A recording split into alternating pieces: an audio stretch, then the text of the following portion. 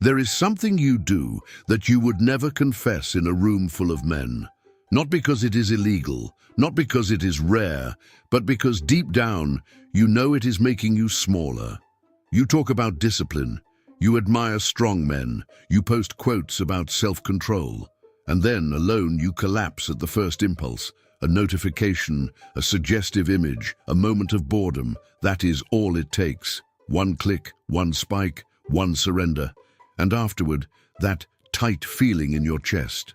You call it stress relief. You call it natural. You call it just being a man. But if it is strength, why do you hide it? If it is freedom, why does it feel like dependency? Here is the part you avoid. You are being trained.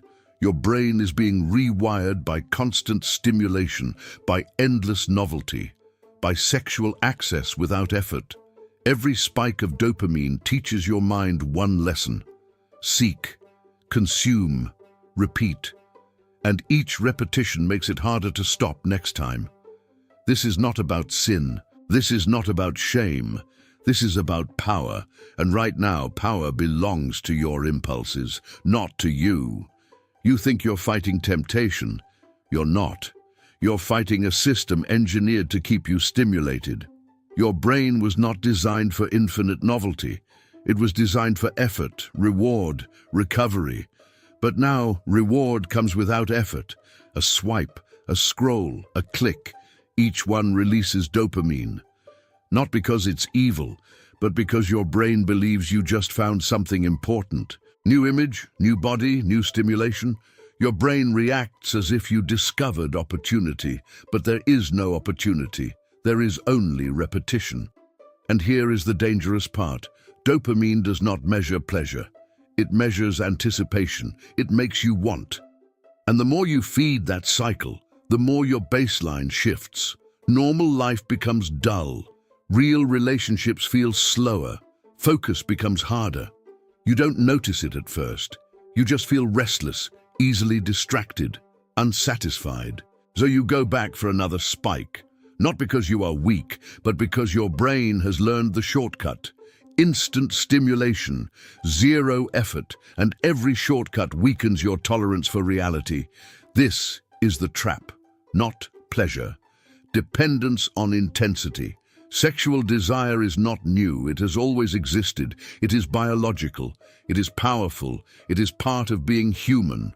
What is new is access. For most of history, desire met resistance. Effort was required.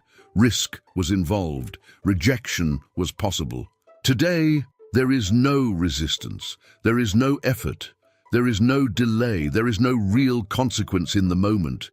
You can access endless bodies without leaving your chair. Your brain was never meant to process that. Every new image feels like a new opportunity. Every new body feels like potential reward. Your dopamine system cannot distinguish between virtual novelty and real experience. So it reacts again and again and again. The result is escalation. What once felt intense becomes normal. What once shocked you becomes average. You need more novelty to feel the same stimulation. And slowly, real life loses contrast. One woman cannot compete with infinite options. One moment cannot compete with endless variety. This is not about morality. It is about scale. Your biology is ancient. Your environment is not. And when ancient wiring meets unlimited stimulation, self-control becomes a battlefield. It never starts with a decision. It starts with a moment. Boredom, stress, loneliness, curiosity. You don't wake up planning to lose control. You just want relief. So you open your phone, you scroll, you search. At first it feels harmless. Then the spike hits. Dopamine rises, focus narrows, everything else disappears. For a few minutes, there is intensity, there is escape, there is silence in your head, and then it ends. The screen goes dark. The room feels quiet. Your body relaxes, and something else shows up. A subtle disappointment. A quiet frustration, a sense that you traded something for something smaller. You promise yourself it was the last time.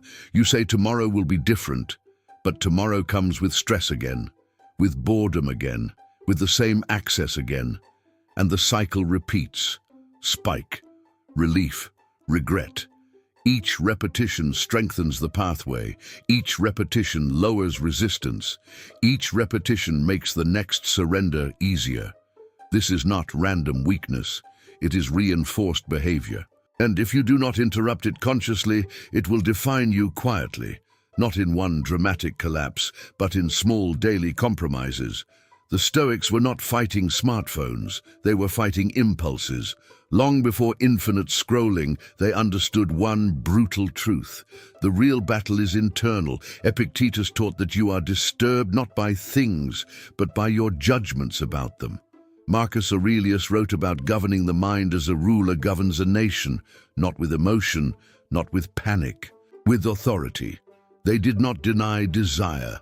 They studied it. They observed how the mind reacts, how it exaggerates, how it convinces you that the urge is urgent.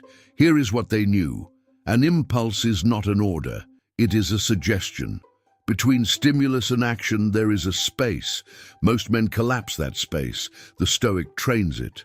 When desire appears, the untrained mind says, "I need this." The disciplined mind says, "This is a sensation. It will pass." Control does not begin with suppression. It begins with awareness. You do not fight the urge with rage. You watch it, you question it, you delay it. And in that delay, you reclaim authority. Mastery is not about never feeling desire. It is about not being ruled by it. The Stoics understood something most men forget. Freedom is internal. And no environment, no algorithm, no image can dominate a mind that has learned to observe itself. You say you want freedom, but freedom is not doing whatever you feel. That is impulse. Freedom is choosing your action even when your body wants something else. Right now, most men are not deprived.